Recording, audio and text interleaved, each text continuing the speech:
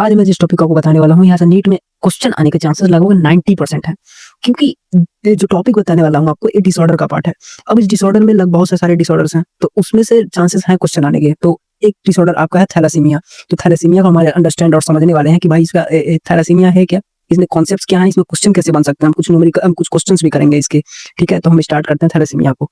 तो थैलेसीमिया जो है आपका, यहाँ थैलेसीमिया से हम आज स्टार्ट करते हैं। थैलेसीमिया जो है आपका एक ऑटोसोमल रिसेसिव डिजीज है। क्या है ऑटोसोमल रिसेसिव डिजीज है? It can affect either alpha chain formation और beta chain formation of hemoglobin. जो हीमोग्लोबिन होता है उसके अल्फा या बीटा चेन के फॉर्मेशन को इंपैक्ट कर सकता है थैलेसीमिया। अब जब अल्फा चेन अगर आपका इंपैक्ट होगा तो उसको हम बोलेंगे अल्फा थैलेसीमिया, अगर बीटा चेन इंपैक्ट होगा तो उसको हम बोलेंगे बीटा थैलेसीमिया। अब ये जो अल्फा और बीटा थैलेसीमिया जो होता है, ये आपके म्यूटेशन और डिलीशन के कारण हो सकता है। म्यूटेशन और डिलीशन किसमें होता है भाई? जीन्स में। वो जीन जो अल्फा चेन बना रहा होता है, अगर अल्फा चेन बनाने वाला जीन ही भाई साहब खत्म हो जाएगा तो उस केस में आपका अल्फा थैलेसीमिया हो जाएगा। अगर बीटा चेन वाला जो बीटा चेन बना रहा है जीन, अगर उसमें कोई दिक्कत आ गई, उसमें कोई म्यूटेशन आ गया, अगर वही डिलीट हो गया तो उस केस में आपका बीटा थैलेसीमिया हो जाएगा। अब ये जो अल्फा थैलेसीमिया है, इस अल्फा थैलेसीमिया को बनाने वाला जो जीन होता है, अल्फा चैन को बनाने वाला जो जीन होता है, वही म्यूटेशन या उसके अंदर कुछ डिलीशन या म्यूटेशन होने के कारण वो नॉन फंक्शन हो जाता है, या तो काम ही नहीं कर पाता है। तो जिसके कारण क्या होता है, अल्फा चेन आपका नहीं बन पाता है। अभी जो अल्फा जीन है एक कहाँ होता है, किस जगह पे लोकेटेड होता है? यहाँ पे क्रोमोसोम नंबर 16 पे, क्रोमोसोम नंबर 16 पे। तो अल्फा चेन जो अल्फा चेन होता है वो नहीं बन पाता है, या अल्फा ऐसा क्वेश्चन बन सकता है कि अल्फा थैलेसीमिया किस क्रोमोसोम अल्फा थैलेसीमिया आपका जो अल्फा जीन होता है वो किस क्रोमोसोम पे लोकेटेड होता है? तो क्या होगा? Chromosome number 16।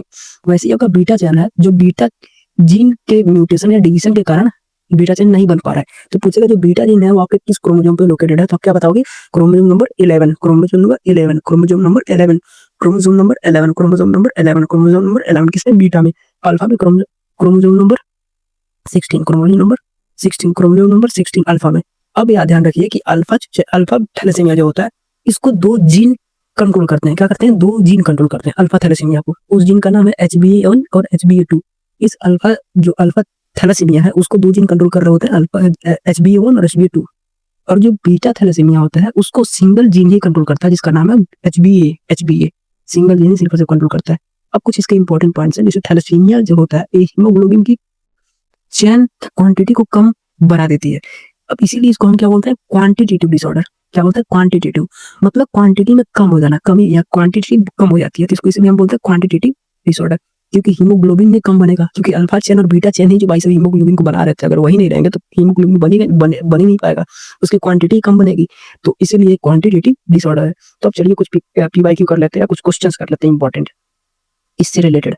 लिखा है thalassaemia is classified as, thalassaemia को हम कैसे क्लासिफाइड कर सकते हैं? Quantitative defect of haemoglobin, qualitative defect of haemoglobin, platelet disorder, autoimmune disorder. तो आपने क्या समझा कि जो थैलेसीमिया है आपका क्वांटिटेटिव डिफेक्ट ऑफ हीमोग्लोबिन के कारण आपका थैलेसीमिया हो रहा था।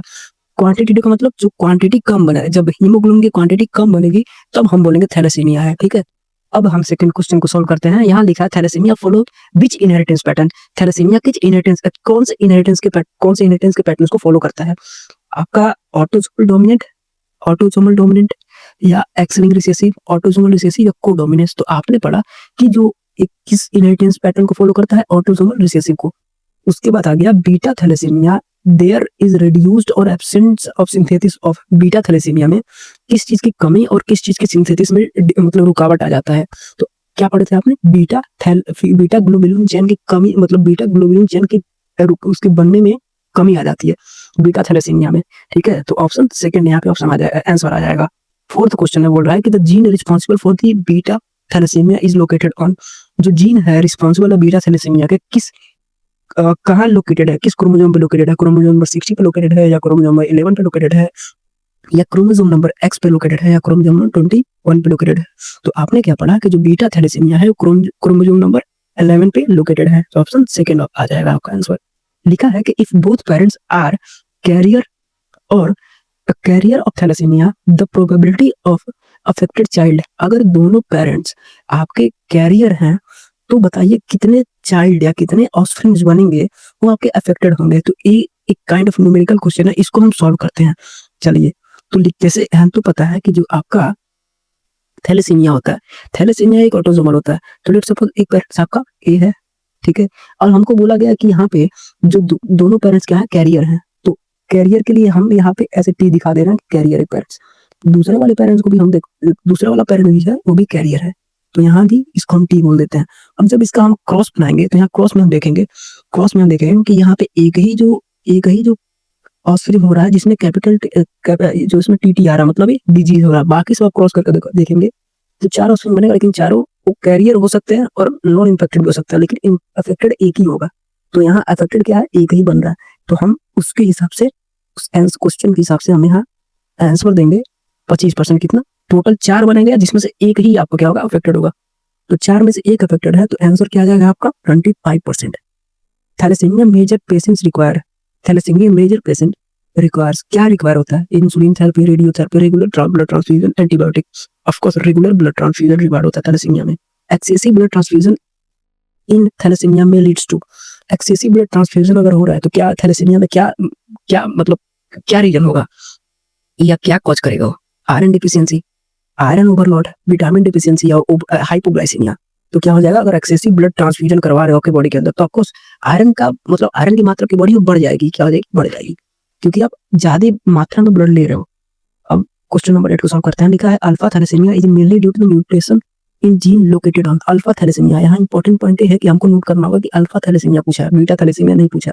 जब अल्फा थैलेसीमिया पूछेगा तो हम किस क्रोमोसोम को बताएंगे, क्रोमोसोम नंबर 16।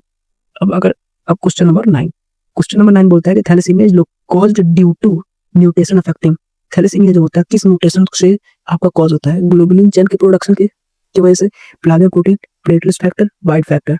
तो आपने क्या पढ़ा, ग्लोबुलिन जो चेन था उसके प्रोडक्शन में कुछ म्यूटेशन आ जा रहा था, जिसकी वजह से आपको थैलेसीमिया देखने के लिए मिल रहा था। तो ऑप्शन आ जाएगा जो इसका आंसर है, इस क्वेश्चन के आंसर क्या आ जाएगा, फर्स्ट आ जाएगा।